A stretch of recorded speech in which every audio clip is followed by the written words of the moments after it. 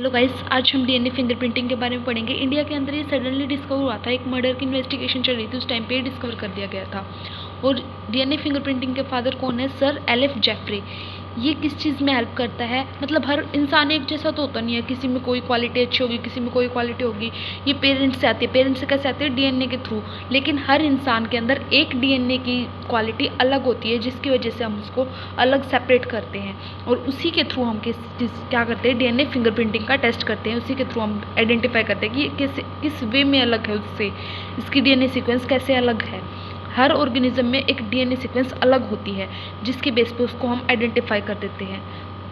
अब दो कॉन्सेप्ट्स होते हैं डीएनए फिंगरप्रिंटिंग में। सबसे पहला होता है वीएनटीआर, मतलब variable number of random repeats. Second होता है पीसीआर। पीसीआर में क्या होता है? Polymerase chain reaction. ये एक तरीके की मशीन होती है। वीएनटीआर में क्या होता है? एक कोई भी न्यूक्लियोटाइड होता है, उसकी रैंडम रिपीट्स होते रहते हैं। ये हमारे पेरेंट्स से हमारे अंदर आते हैं। इसको हम मिनी सैटेलाइट भी बोल देते हैं।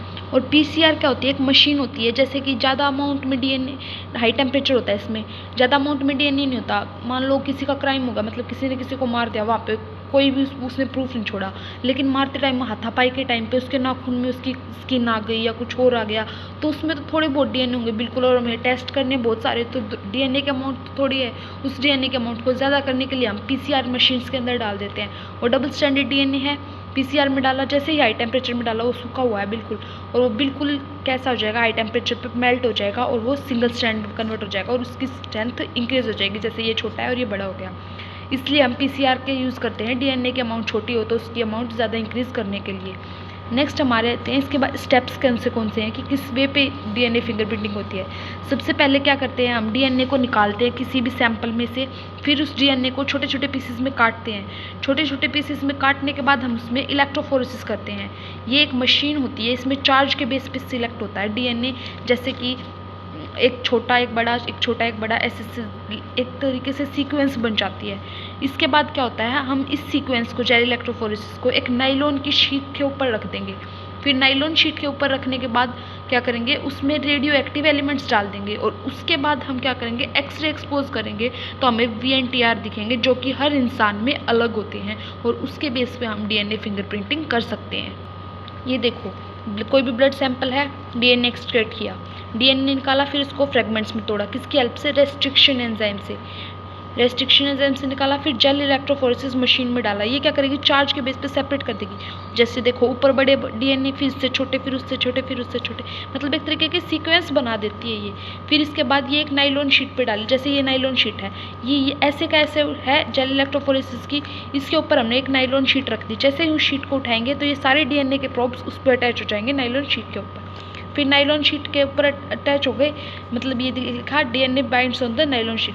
फिर हम क्या करेंगे? एक रेडियो एक्टिव सब्सटेंस डालेंगे उस नाइलॉन शीट के ऊपर और फिर उसको मिक्सअप कर देंगे। मिक्सअप करते ही एक्सरे पास करेंगे तो हमें क्या दिखेगा? वीएनटीआर के अलग सीक्वेंस दिखेगी। हर इंसान में वीएनटीआर की सीक्वेंस अलग होती है, जिसके बेस पे हम डीएनए फिंगरप्रिंटिंग करते हैं। अब इसकी एप्लीकेशन क्या है डीएनए फिंगरप्रिंटिंग की? ये पैटर्निटी डिस्प्यूट को सॉल्व कर देती है। कई बार क्या होता है, कुछ केसेस हमने देखे भी हैं कि हॉस्पिटल में दो लेडीज़ को एक साथ बच्चा हुआ, एक को लड़का एक को लड़की, तो एक बोलेगी मुझे तो लड़का हुआ था, दूसरी बोलेगी मुझे भी लड़का ही हुआ था। तो इस प्रॉब्लम को सॉल्व करने के लिए हम क्या करते हैं? डीएनए फिंगरप्रिंटिंग का टेस्ट करते हैं। वीएनटीआर कहाँ से आएगा? पेरेंट्स से। तो थोड़ा बहुत पेरेंट्स से मैच होगा, सारा नहीं, कुछ अलग होगा, लेकिन थोड़ा बहुत तो मैच होगा उसके पेरेंट्स से। तो डीएनए टेस्ट किया तो पता चल गया किसका बच्चा है। रेप विक्टिम में, जैसे रेप कर देते हैं कोई भी, तो स्पर्म का छोटा सा टुकड़ा भी हमें हेल्प कर सकता है किस चीज़ में? रेप विक्टिम को पहचानने के लिए कि किसने किया किसने नहीं किया।